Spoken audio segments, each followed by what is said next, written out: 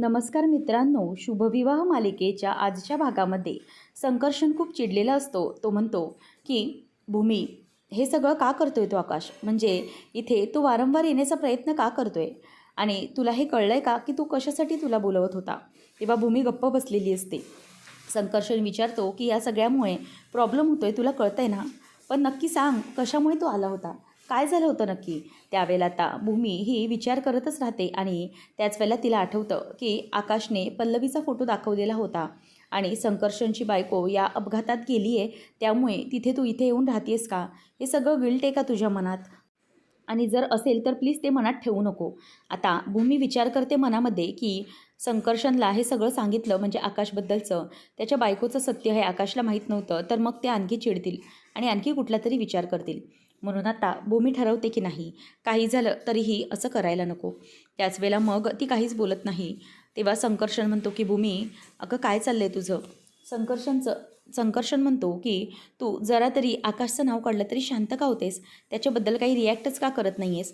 असं म्हटल्याबरोबर इथे आता संकर्षण हा भूमीला विचारतच राहतो, परंतु तरीही ती काही बोलत नाही. नंतर संकर्षण भूमीला म्हणतो की एक गोष्ट आणखी, उद्या ओजसच्या स्कूलमध्ये पॅरेंट्स मीट आहे, त्यामुळे यावं लागणार आहे. या सगळ्या गोष्टी तू मॅनेज कर आणि त्याप्रमाणे तुझं उद्याचं शेड्यूल बनव, ठीक आहे? असं आता ती त्याला बोलताना ऐकते. नंतर मग तो म्हणतो की बरं, अजून काय आहे? म्हणजे तुला काही बोलायचं आहे का? तू बोलत नाही आहेस असं. काहीच उत्तर दिलं नाहीस मी विचारलं त्यावर. मग ती म्हणते की हो, काहीच उत्तर नाही दिलं म्हणजे उद्या तयारी करेन मी, येईन मी ओजसच्या स्कूलमध्ये. एवढंच ती फक्त बोलते आणि नंतर तो निघून गेल्यानंतर भूमी विचार करते की मला असं वाटलं होतं की संकर्षण काही दिवसानंतर स्वतःचा राग सोडतील आणि मला आकाशकडे जायला देतील, परंतु ते अजिबातच तसं काही करत नाही आहेत. मला अजिबातच ते जायला वगैरे देत नाही आहेत आणि ह्या सगळ्यात ओजसमध्ये आणि त्यांच्या रुटीनमध्ये मला ते खूप गुंतवून ठेवत आहेत. त्यामुळे मला असं वाटतं आहे की यामधून मला बाहेर पडणं खूप कठीण होत चाललं आहे. तर इथे आकाश खूप आनंदात असतो. रागिनी म्हणते की म्हणजे हे सगळं काय आहे? त्या अपघातात जी गेली ती संकर्षणची बायको होती. तेव्हा मग आकाश म्हणतो की हो, ती त्याचीच बायको होती, सौ पल्लवी संकर्षण अधिकारी. तेव्हा मग हे ऐकल्यानंतर पल्लवी पण म्हणजे पौर्णिमा पण म्हणते की बापरे, म्हणजे खरंच हे सगळं खूप भयानक आहे. आकाश या सगळ्यामध्ये गेली ती संकर्षणची बायको होती. तेव्हा मग ती मुद्दामच हे सगळं बोलण्याचं नाटक करून दाखवते आणि रागिनी तिच्याकडे चिडून बघते म्हणून ती गप्पच बसते. आकाश म्हणतो की हो, हे सगळं जे काही झालं आहे ना ते तिच्या त्याच्या बायकोचं झालं आहे आणि त्यामुळे मला असं वाटतं आहे की ह्या सगळ्यात ना संकर्षण भूमीला ब्लॅकमेल करत असणार. तेव्हा मग रागिनी मनातच म्हणते की झालं, आता हे अपघाताचं सत्य या आकाशसमोर कसं आलं कोणास ठाऊक. आता हे सगळं प्रकरण तो खणून काढणार आणि यामध्ये जे काही घडतं आहे त्या सगळ्या गोष्टी तो अगदी शोधून काढण्याचा प्रयत्न करेल आणि मग पुन्हा या सगळ्यामध्ये मुळाशी गेल्यावर त्याला सगळं सत्य समजेल की काय घडलं आहे. तेव्हा मानसी म्हणते की भाऊजी, आता काय करायचं आहे मग? तेव्हा तो म्हणतो की एक काम कर म्हणू, एक आरतीचं ताट घेऊन ये पूजेचं, त्यामध्ये दिवा ठेव आणि गुलाबाच्या पाकळ्या, आणि हो, त्या ताटामध्ये गुलाबाच्या पाकळ्यांमध्ये काटे नसता कामं. असं म्हटल्यावर आता ती म्हणते की हो भाऊजी, मी आत्ताच घेऊन येते. तेव्हा रागिनी घाबरते. पौर्णिमा आणखीनच घाबरवत म्हणते की आई, अहो आकाश हा भूमीला घरी घेऊन येतोय की काय? ही भूमी आता घरी येते की काय? असं ती त्याला आता विचारतच असते. तेवढ्यातच आकाश एक टिपॉय घेऊन येतो आणि तो खाली ठेवतो. रागिनीला आता राग येत असतो. पौर्णिमा म्हणते की हे सगळं काय होतं आहे आई? म्हणजे नक्की हे सगळं कशासाठी? असं ती विचारत असते. त्याच वेळेला रागिनी ही मानसीला म्हणते की अगं, तेवढ्यात मानसी ताट घेऊन येते आणि म्हणते की हे घ्या भाऊजी, हे ताट आणि याच्यामध्ये गुलाबाच्या पाकळ्या, आणि हो याच्यामध्ये कुठेही काटे नाहीत बरं का.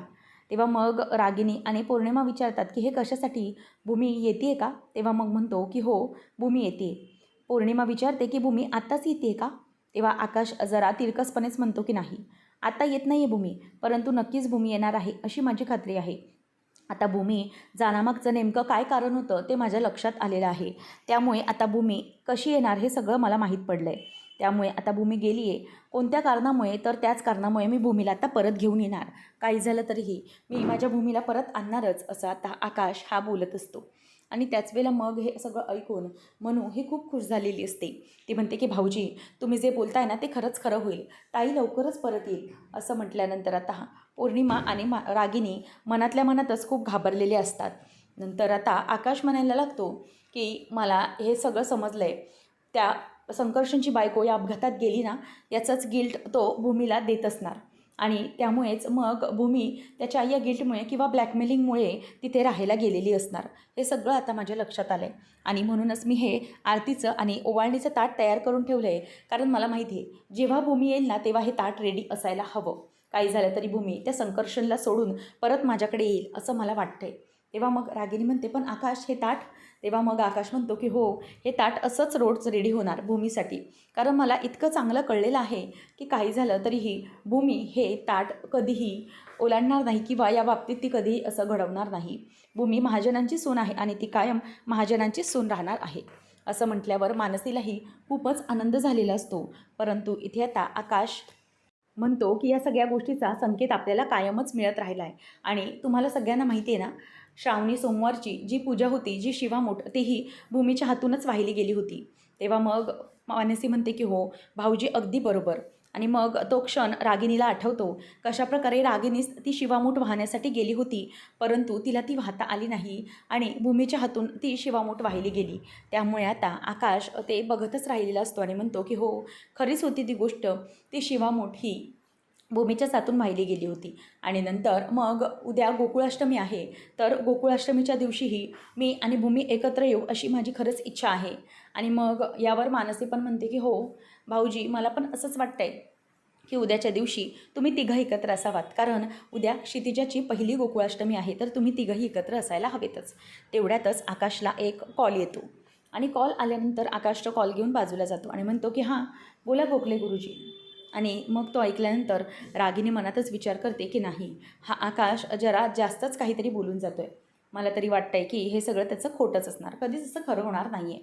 तेवढ्यातच इथे आता आकाश हा फोनवर सांगतो की ठीक आहे, उद्या मी येईनच असं म्हणून तो आता तिथे निरोप कळवतो.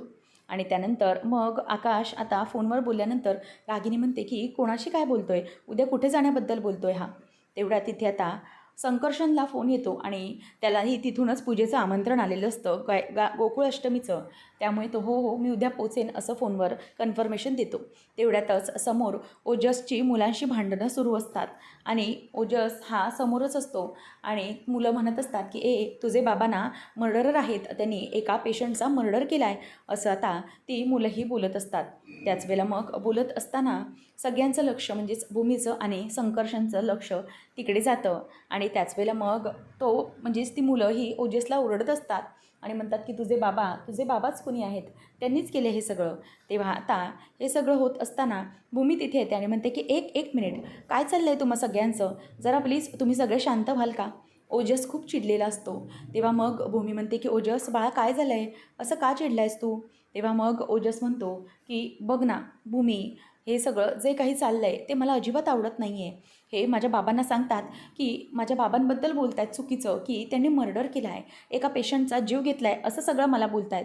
तेव्हा मग भूमी सगळ्या मुलांकडे बघते आणि नंतर ओजसला म्हणते की एक मिनिट ओजस, मला तू एक गोष्ट सांग, तुला खरंच असं वाटतं की तुझे बाबा कोणाला मारतील. तेव्हा मग ओजस म्हणतो की नाही, मला नाही असं वाटत, म्हणून मी तर भांडतोय ना यांच्याशी. तेव्हा मग भूमी म्हणते की ठीक आहे, तर मग तुझं मन तुला सांगतंय की हे सगळं चुकीचं बोलत आहेत ना, मग हे सगळेजणं चुकीचंच बोलत आहेत आणि तुझ्या बाबांनी असं काहीच केलेलं नाही आहे. तुला माहिती आहे का, तुझे बाबा ना खूप मोठे अलिबागमधले डॉक्टर आहेत आणि त्यांच्यासारखा दुसरा कोणताच डॉक्टर नाही आहे. त्यांनी आत्तापर्यंत खूप पेशंटचे जीव वाचवले आहेत आणि तुला माहिती आहे सगळे पेशंट हे तुझ्या बाबांना ना देव बोलतात आणि तुझे बाबा हे डॉक्टर नाहीत तर देव आहेत. त्यामुळे मग असा देव माणसाकडून कुठली चूक होऊ शकते का, मला तू सांग. आणि दुसरी महत्त्वाची गोष्ट म्हणजे ज्या पेशंटच्याबद्दल ही मुलं बोलत आहेत ना, खरं तर त्या पेशंटला तुझ्या बाबांनी मारलंच नव्हतं, त्यांनी त्याचं अगदी सक्सेसफुल ऑपरेशन केलेलं होतं. मग त्यानंतर तो पेशंट मेला हा वेगळी गोष्ट आणि हे सगळं खरं तर सगळ्यांनी मान्य केलेलं आहे. त्यामुळे तुला काहीच घाबरण्याची गरज नाही आहे. हे सगळं तुझ्या बाबांनी कोणीच घडवून आणलेलं नाही आहे, म्हणून तू नको घाबरूस आणि हे सगळं जे काही बोलत आहेत ना त्यांच्याकडे इग्नोर करायचं. तुला माहिती आहे ना तुझे बाबा कसे आहेत, हो ना, तू सगळ्यांसमोर बोलू शकतोस ना. तेव्हा मग तो म्हणतो की हो बोलू शकतो मी. त्यावर भूमी म्हणते की ठीक आहे, मग तू आता या सगळ्यांना सांग की तुझे बाबा काय आहेत ते, तू सगळ्यांसमोर बोलून दाखव. कारण तुला माहिती आहे तुझे बाबा हे किती चांगले आहेत की नाही, मग तुला घाबरण्याची काही गरज नाही आहे. आणि दुसरं कोणी काही बोलतं आहे ना तर तू त्याला सरळ सांगायचं, असं मारामारी वगैरे किंवा भांडायचं नाही, सरळ त्यांना सांगून मोकळं व्हायचं की तुझे बाबा कसे आहेत ते. चल तू सांगतोस का आता सगळ्यांना तुझे बाबा कसे आहेत ते, मी हवं तर तुला मदत करते. सांग तुझे बाबा कसे आहेत हे सगळ्यांना सांगून टाक आता, असं म्हटल्याबरोबर इथे आता ओजसही तयार होतो आणि भूमी त्याच्या मागोमाग असते आणि म्हणते की चल, अजिबात घाबरण्याची गरज नाही आहे. आता ती सगळी मुलं बाजूलाच उभी असतात आणि मग भूमी म्हणते की बोल आता तू, की तुझे बाबा कसे आहेत ते. त्यावेळेला मग तो सांगतो की तुम्ही जे सगळं काही बोलताय ना ते चुकीचं बोलताय. माझे बाबा खरंच खूप चांगले आहेत. ते बेस्ट डॅड आहेत आणि ते बेस्ट डॉक्टर देखील आहेत. त्यांच्यासारखा कोणताही डॉक्टर इथेही नाही आणि माझ्या बाबांनी आजपर्यंत सगळ्या पेशंटचा जीव वाचवला आहे. त्यामुळे त्यांना देव असं म्हणतात आणि ते गॉड आहेत. खरंच असे सगळे पेशंट बोलतात. त्यामुळे तुम्ही मला जे काही बोलताय ना ते प्लीज बोलू नका. आणि माझे बाबा हे मर्डरच नाहीत. त्यांनी कधीच कुणाचा मर्डर वगैरे केलेला नाही आहे. त्यामुळे तुम्ही उगीचच त्याला कुठल्याही प्रकारचा नाव देऊ नका. माझ्या बाबांनी असं काही केलेलं नाही आहे. ते बेस्ट डॉक्टर आहेत, समजलं? असं आता सगळ्यांना ओजस दम देतो. आणि ओजस असं बोलतोय हे पाहून खरंच संकर्षणला खूप भरून आलेलं असतं आणि त्याला खरंच खूप बरं वाटत असतं की माझा मुलगा माझी बाजू घेऊन इतकं सगळ्यांसमोर बोलून दाखवतोय. आणि पहिल्यांदा हे सगळं ओजस खरं तर बोललेलं असतो. तेव्हा भूमी म्हणते की ऐकलं तुम्ही सगळ्यांनी की ओजस काय म्हणाला. त्यामुळे कधीही कोणाच्या आईबाबांबद्दल कधीही कोणी वाईट बोलायचं नाही. तुम्हाला तुमची चूक समजली आहे ना, कारण तुम्ही जे काही बोलाल त्यामुळे कोणालाही वाईट वाटू शकतं. तुम्ही लहान मुलं आहात, तुम्ही अभ्यासासाठी स्कूलमध्ये येता की नाही, मग असं कोणाच्याही आईबाबांबद्दल वाईट बोलायचं नाही. प्रत्येक आईवडील हे आपल्या मुलांसाठी खूप कष्ट करत असतात. म्हणूनच हे सगळं असं वागायचं नाही. आणि तुमचेही आईवडील तुमच्यावर खूप प्रेम आणि कष्ट करून तुम्हाला इथे पाठवतात की नाही, मग तुम्ही हे सगळं करायचं नाही. ओजसही म्हणतो की हो, माझे बाबाही खरंच खूप माझ्यासाठी कष्ट घेतात आणि ते काही मला हवं नको ते सगळं आणून देतात. आणि असं म्हटल्याबरोबर सगळी मुलं त्यांना सॉरी असं म्हणतात आणि तिथून गुपचूप निघून जातात. तेव्हा आता ओजसला या सगळ्यामुळे खरंच खूप बरं वाटलेलं असतं की सगळ्या मुलांनी त्याला सॉरी म्हणाले. आणि मग भूमी ही ओजसला समजावते की आता तुला ठीक वाटलं, आता तू ही कोणाची मारामारी करायची नाही, समजलं, असं ती समजावते. त्याचबरोबर इथे आता संकर्षण हा भूमीकडे बघतच राहतो आणि म्हणतो की खरंच ही गोष्ट खरी आहे की आता भूमी हे जे काही समजावते तसंच पल्लवी ही आपल्या ओजसला समजवायची. आणि आता खरंच भूमी तुझ्यामध्ये मला थोड्या वेळासाठी पल्लू असल्यासारखा भास झाला, असं तो बोलून दाखवतो. तर इथे संकर्षण आणि भूमी हे दोघंजण हे गोकुळाष्टमीच्या पूजेसाठी मंदिरात आलेले असतात. भूमी गाडीतून खाली उतरते त्याच वेळेला समोर आकाश देखील असतो. आकाशला समोर बघितल्यानंतर तिला धक्काच बसतो, कारण आकाश आणि पूर्ण महाजन फॅमिली तिथे आलेली असते. आकाशला समोर बघून भूमी विचार करते की म्हणजे हे सगळेही इथेच आले आहेत का. तेव्हा आकाश हा भूमीला समोर पाहून खूपच खुश होतो, कारण त्याला भूमी ही तिथे आलेली खूप आनंद होतो. तेवढ्यातच आता संकर्षण विचार करतो की जर आकाशबद्दल पुन्हा यांना काही समजलं आणि प्रश्न विचारतील, म्हणूनच संकर्षण त्यांना म्हणतो की तुम्ही प्लीज आजो बाबा पुढे व्हा, सगळ्यांना घेऊन आम्ही येतोच. मग सगळेजणं पुढे जातात. त्यावेळेला आकाश हा भूमीकडे बघतच राहिलेला असतो. मग त्याच वेळेला इथे संकर्षण हा म्हणतो की तू इथे काय करतोयस. तेव्हा आकाश म्हणतो की आम्हाला इथल्या पूजेचं आमंत्रण आलं होतं, म्हणून आम्ही इथे आलो आहे. इथे गोकुळाष्टमीची पूजा करण्यात येणार आहे ना, म्हणून. आणि ना आता माझं खरंच पक्कं झालं आहे. काही झालं तरी मला आता एक गोष्ट समजली आहे की काही झालं तरीही भूमी आणि आकाश हे दोघंही कधी एकमेकांपासून वेगळे होणारच नाही आहेत. ते दोघे सतत एकमेकांच्या समोर येतच राहणार आहेत. त्यानंतर मग आता इथे भूमी हे सगळं बघत असते आणि त्याच वेळेला आकाश म्हणतो की एक मिनिट डॉक्टर संकर्षण, मला काहीतरी बोलायचं आहे. तेव्हा मग आता क्षितिजा ही मानसीच्या हातात असते आणि भूमीला समोर पाहून मानसी खूप खुश होते आणि म्हणते की ताई तू इथे आलीस. तेवढ्यातच आता ती पुढे येणार. संकर्षण तिच्याकडे रागाने बघतो की भूमीजवळ यायचं नाही म्हणून. मग ती तिथल्या तिथेच थांबते आणि मग त्याच वेळेला आकाशही म्हणतो एक मिनिट मनू इथेच थांब. त्याच वेळेला इथे संकर्षण हा बघायला लागतो आणि मानसी म्हणते की ताई खरंच बरं झालं तू पण इथेच या पूजेसाठी आलीस. आपण सगळेजण एकत्र असणार आहोत पूजेसाठी. याच्यापेक्षा दुसरा आनंदाचा आणि महत्त्वाचा क्षण कोणता असू शकतो. संकर्षण म्हणतो की खरं तर मला माहीत असतं ना की तुमची फॅमिली पण इथेच येणार आहे पूजेसाठी, तर मग मी इथे आलोच नसतो. आम्ही कुठेतरी दुसऱ्या मंदिरात गेलो असतो. तेव्हा मग आकाश म्हणतो की डॉक्टर संकर्षण, तुम्ही कितीही पाठ फिरवण्याचा प्रयत्न केलात ना, परंतु तुम्हाला देवाची मर्जी हा शब्द माहीत नाही आहे. काय ना, देवाची मर्जी असल्याशिवाय काहीच होऊ शकत नाही. जे झाडाचं पान पडतंय ना, तेही देवाची मर्जी असल्याशिवाय पडत नसतं. त्यामुळे लक्षात घ्या, हे सगळं ना देवाची मर्जी आहे. मी आणि भूमी असं एकमेकांच्या समोरासमोर सतत येणं, एकमेकांना भेटणं, ही सगळी ना देवाची मर्जी आहे. आणि एक ना एक दिवस हे सगळं नक्की असंच होणार आहे की भूमी ही पुन्हा माझ्या घरी परत येणार आहे. हे सगळे असे देवाचेच संकेत आहेत, जे मी मानतोय, परंतु तुम्ही मानायला तयार नाही आहात. म्हणूनच तुम्हाला आता मी एकच गोष्ट सांगतो की लवकरात लवकर भूमी ही माझ्याकडे परत येणार हे मला माहिती आहे. हे जे काही घडलंय, भूमी तुझ्याकडे येण्यामागचं खरं कारण मला आत्ता समजलंय. कारण तुझ्या बायकोचा या सगळ्या ॲक्सिडेंट झाला तेव्हा ती गेली, हे मला समजलं. आणि त्यामुळेच हे सगळं घडेल. मी माझ्या भूमीला परत आणेल, एवढंच मला आता समजतंय. कारण तिला तू गिल्ट दिलंयस. मग हे ऐकल्यानंतर लगेच त्यावर संकर्षण म्हणतो की तुला माहिती आहे आकाश, कर्तृत्ववान नशीब, कर्तृत्ववान पुरुष हा जे काही आपलं नशीब असतं ते स्वतःच्या हाताने घडवतो. ही म्हण तर तुला माहीत असेलच. त्याचप्रमाणे कर्तृत्ववान नशीब माणूस पुरुष नशीब घडवतो. कधी नशीब आपल्या बाजूने पालटेल याचा विचार करत बसत नाही किंवा शांतही बसत नाही. त्यावेळेला मग संकर्षण भूमीला म्हणतो की भूमी चल इथून.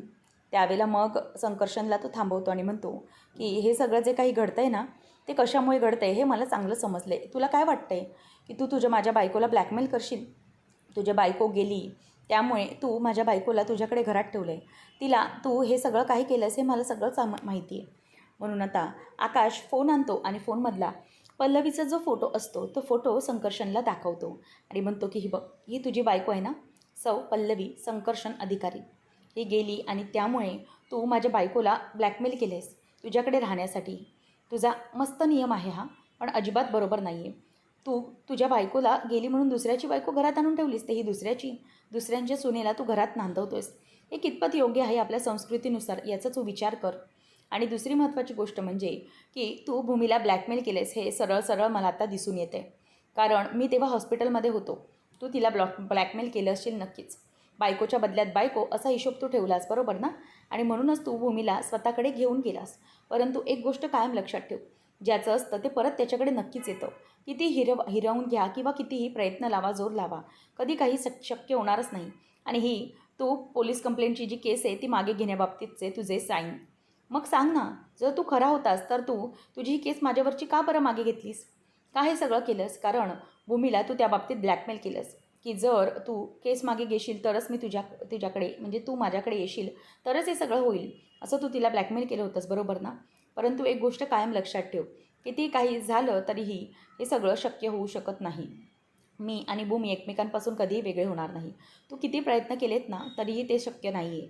आकाश आणि भूमी हे एकमेकांकडेच होते आणि भूमीचं माझ्यावर तेवढंच प्रेम आहे मला माहिती आहे. एक दिवस असा येईल की भूमी तुला सोडून नक्कीच माझ्याकडे येईल आणि मला तशी खात्री आहे. खात्री काय, मी स्पष्टपणे सांगू शकतो की भूमी आत्ताही माझ्यावरच इतकं प्रेम करते. तिचं तुझ्यावर अजिबातही प्रेम नाही आहे आणि ते नसूच शकतं. हेच त्यामागचं सगळं कारण आहे हे माझ्या आता लक्षात आलं आहे. त्यामुळे तू किती काही झालं भूमीला दाबून मुटकून तुझ्याकडे ठेवण्याचा प्रयत्न केलास, परंतु तरीही ते कधीही शक्य होणार नाही. संकर्षण म्हणतो की बस कर तुझी नाटकं. तू हे सगळं बोलणं थांबव. आता ही भूमी तुझी बायको राहिलेली नाही आहे, तर ही भूमी आता माझी बायको आहे. सौ भूमी संकर्षण अधिकारी, एवढं लक्षात ठेव आणि तेच डोक्यात ठेवून चालायचं. पुढे जास्त काही बोलायचं नाही. मी केस मागे घेईन नाही तर काही पण करेन, तो माझा प्रश्न आहे. त्यामुळे तुला त्याच्यात मध्ये बोलण्याची काहीच गरज नाही आहे. आणि तू आता इथून पुढे जर या गोष्टींच्या मागे राहिल्यास तर मला मात्र काहीतरी करावं लागेल. त्यामुळे आता संकर्षण म्हणतो की किती काही झालं तरी भूमी तुझ्याकडे आता पुन्हा कधी परत येणार नाही आहे आणि बघूच या ना आपण की कोण जिंकतं आहे. त्यावेळेला मग आता संकर्षण म्हणतो की भूमी चल आपण जाऊया. असं म्हणून ते जात असताना आकाश आता मुद्दाम ठेस लागण्याचं नाटक करत ऐ गं असं ओरडतो. तेवढ्यातच भूमी मागे वळते आणि आकाश असं त्याला नेहमी काळजीने विचारते तसं विचारते.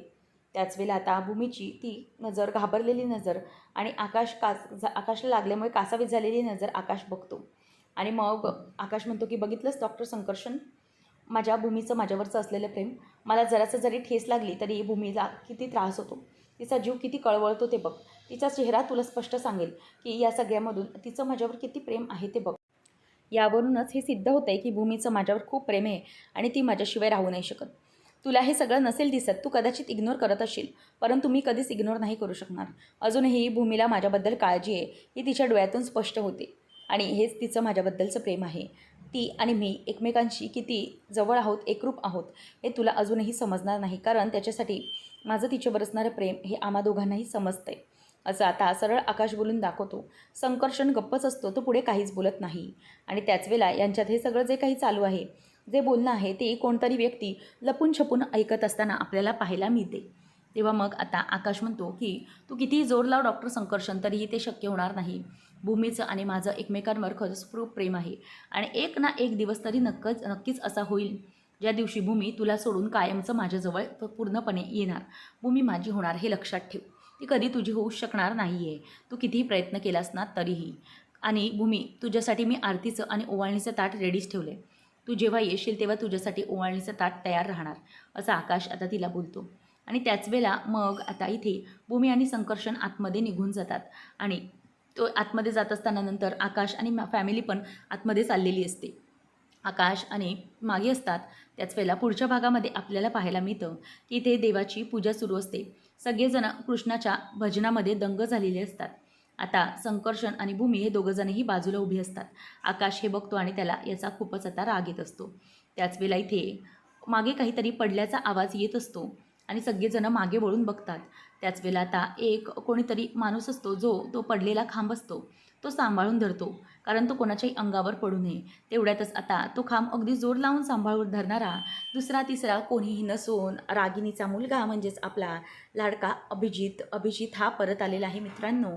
आणि अभिजित हा कार्यक्रमात आता परत आल्यामुळे रागिणीचं सगळं सत्य उघड होणार आहे. पडलेला तो खांब हा अभिजित स्वतःच्या हाताने धरतो आणि तिथे उभा करतो, कारण आता रागिणीचं जे सत्य आहे ते फक्त आणि फक्त अभिजितला माहीत आहे. आता जेव्हा अभिजितची एंट्री होणार तेव्हा रागिणीच्या सगळ्या काळ्या कृत्यांचा अभिजित कशाप्रकारे पर्दाफाश करणार आहे आणि त्याच वेळेला मग रागिणीची सगळी कृत्यही एक एक करून बाहेर येणार. हे सगळे आपल्याला पुढच्या काही भागांमध्ये पाहायला मिळेल आणि भाग पाहणं अगदीच रंजकतेचं ठरणार आहे. अशाच मालिकांचे अपडेट जाणून घेण्यासाठी आजच आपल्या चॅनलला सबस्क्राईब नक्कीच करा. धन्यवाद.